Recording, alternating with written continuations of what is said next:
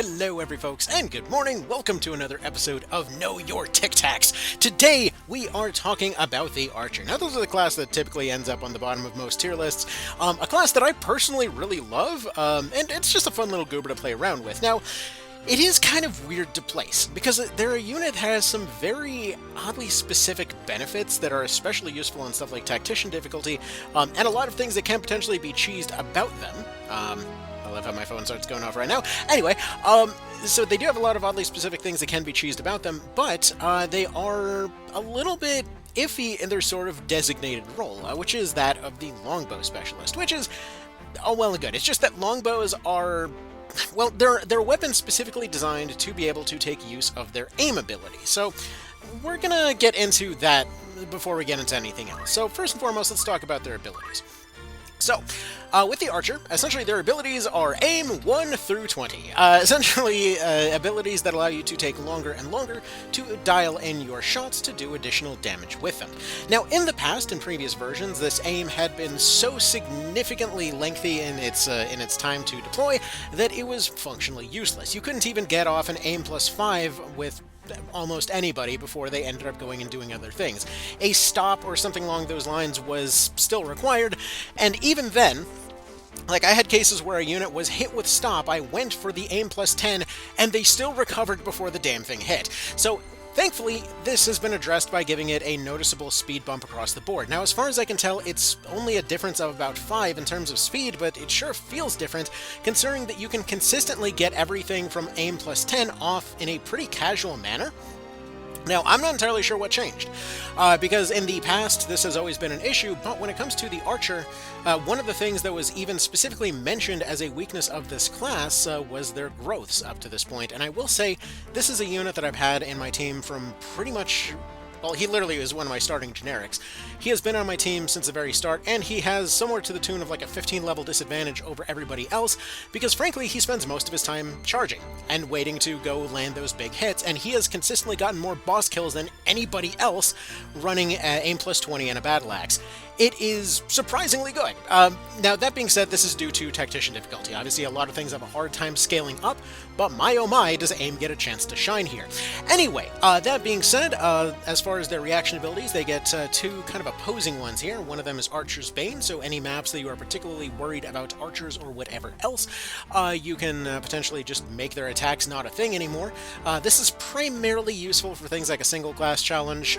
Realistically, you probably won't use Archer's Bane that often, because there usually are not that big, scary, enemy archers around, but that's just kind of there. If this potentially also affected other things, it might be more useful, but yeah, no, it's just, there aren't that many archers or crossbow units around, so you don't need to worry about this too much. Speed Surge, though, is a fun little goober. Now, it is very expensive, given that it's at 900, it's on the kind of upper end there, but its purpose is primarily there as a counterattack that causes you to build 1 extra speed with every time that you get hit. Obviously, based off your bravery and stuff like that, but still, you get hit, speed go up. Now, this is very useful, especially if you have any sort of tap attacks available to make it go up. For example, when I was doing a single-class Archer run for the original version, one of the things that I did for the Archer in particular was to keep around a basic bowgun, and then just repeatedly tap somebody in the back to get that extra speed.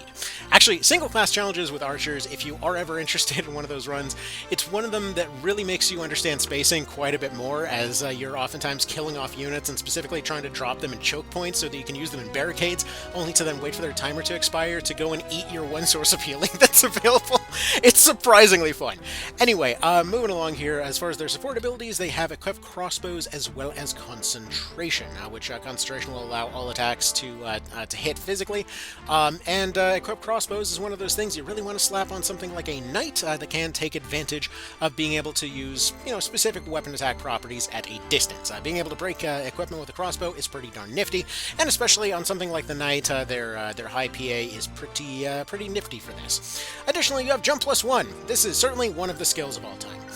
Anyway, from there, it's worth noting that the Archer is kind of wonky in one particular way, because you'll notice when we go and take a look at some of the other classes here, for example, the Monk will have Brawler already built in.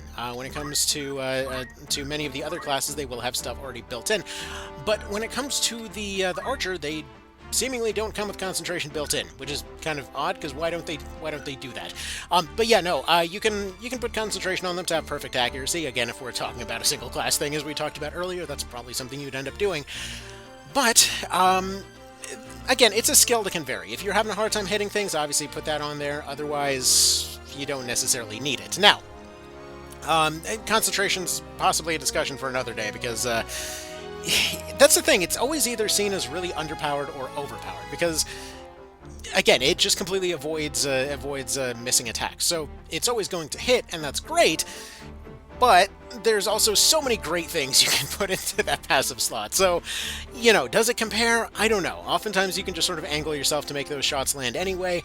But either way, it's nice to have perfect accuracy. So that is sort of their big claim to fame, that they're not going to miss and they can charge up their attacks. However, one more thing that I want to put out there, while I personally want to vouch for them being the inexplicable master of all things axe, they are somebody that actually has another unique property, in that they're one of the few classes that would be able to, let's say, be able to run a basically weapon and shield build.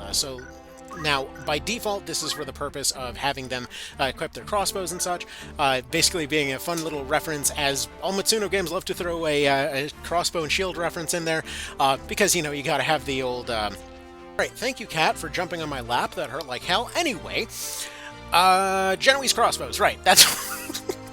So you always gotta have a reference to the Genoese crossbows.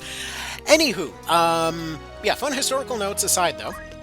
Between their two main weapon options, part of the reason that the bow in particular has a tendency to get looked down upon is because it's scaling off of speed as well as physical power. So while that's all well and nice, you are essentially getting more and more momentum every time that they take a hit and walk away, which means, for example, if you give them something like Life Font, they go forward, they tank a hit, they walk away, they take some shots, they take some aim shots, stuff like that.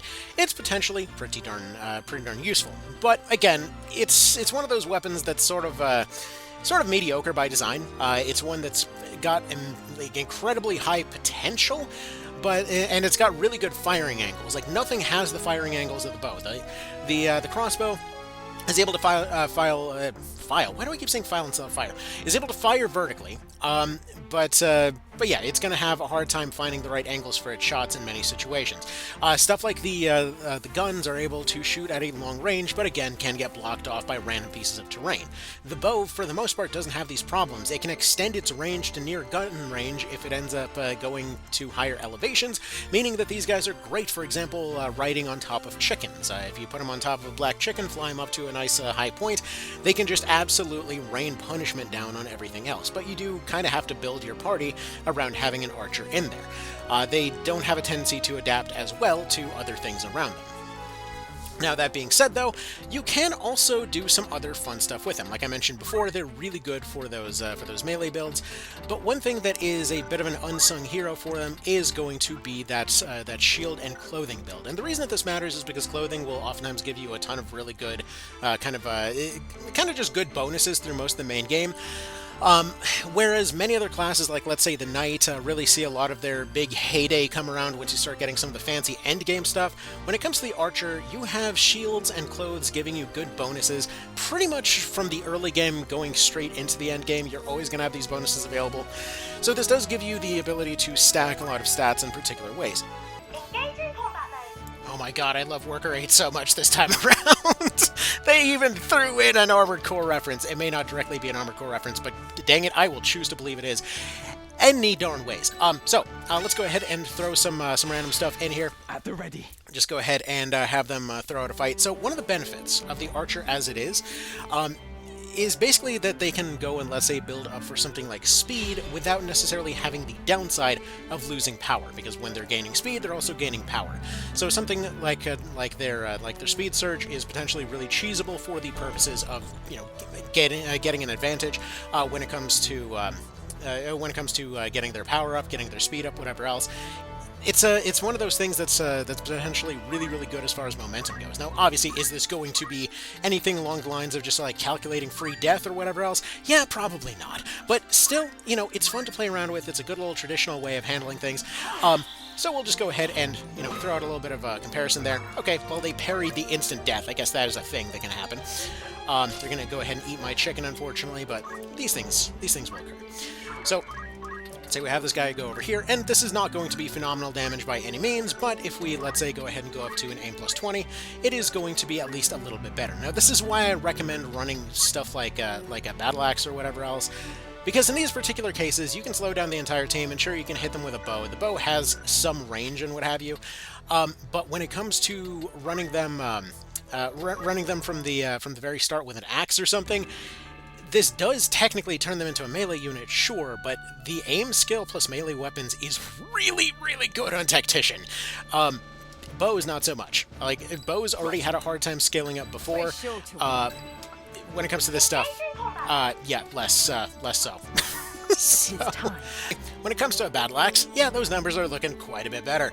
And obviously, this is currently at a base state where we haven't slowed stuff down. However, when it comes to the aim skills, typically you can get anything up to 10 pretty consistently off with these guys. So if you do have a kind of melee attacker class of any kind, it is worth bothering with aim at this point. Speed Surge obviously has a lot of other potential there as well. Though obviously that'll depend entirely on the build. But again, anything with some swingy damage that can also scale well with aim is pretty fantastic.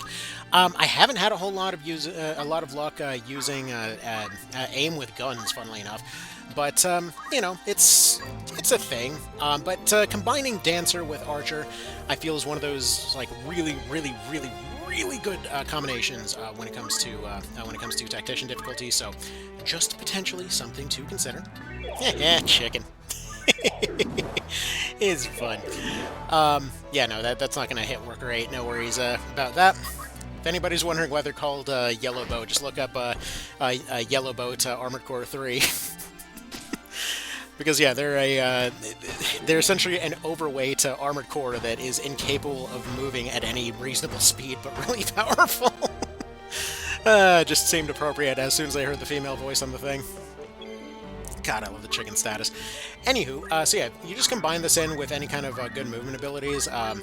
With stuff like axes, if you do run swords or something, you probably would have better luck with stuff like rending equipment and what have you, though I will say, yeah, as far as aiming axes and whatever else, it's really solid. When it swings high, it's oftentimes enough to go for a one-shot, and this is, like, if you've played a lot of more nonsense difficulty mods, or if you've played a lot of stuff like Fail Seal on higher difficulties or whatever else, you'll oftentimes find yourself in this position where you're oftentimes focusing on like the stuff that attacks weird, like the stuff that ends up potentially either going for one-shots, or the stuff that ends up potentially bypassing defenses, or anything along those lines, you know?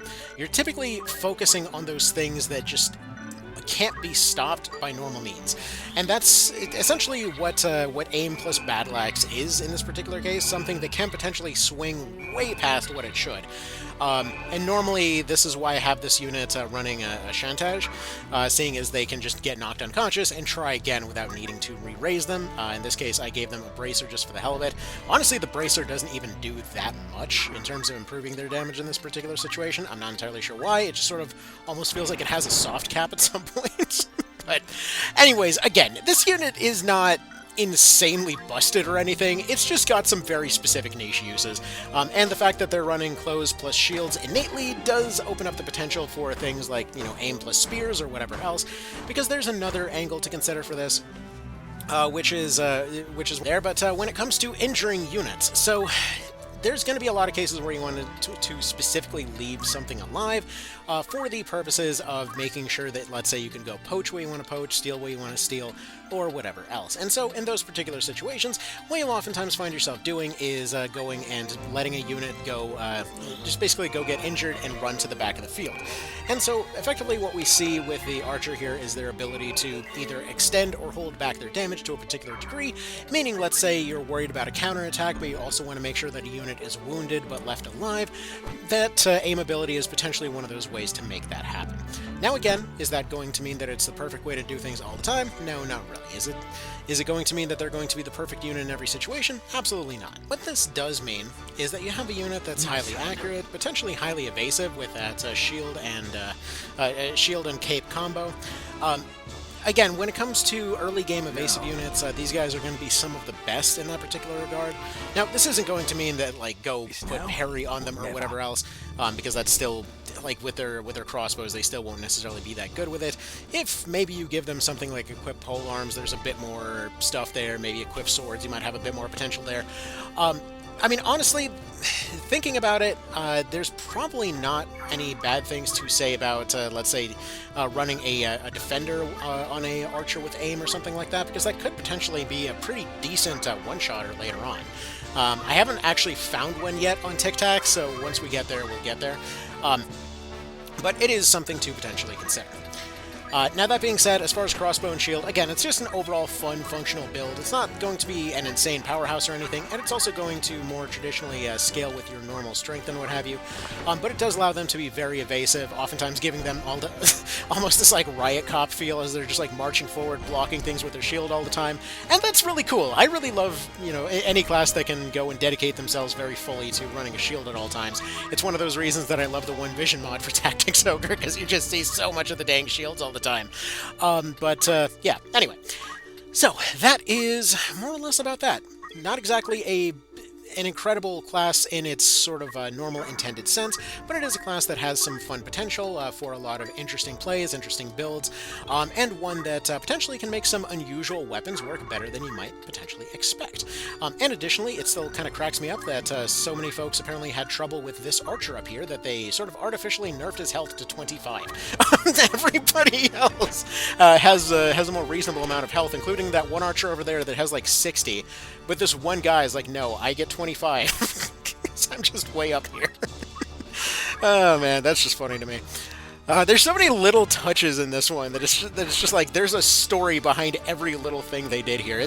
It's not quite as extensive as it was with Tactics Ogre Reborn, but it's just, there's a lot of fun little touches like that. Anywho, so yeah, that's about that. Y'all have yourselves a good one. Take care. I hope this was interesting, and I'll see you next time. Bye.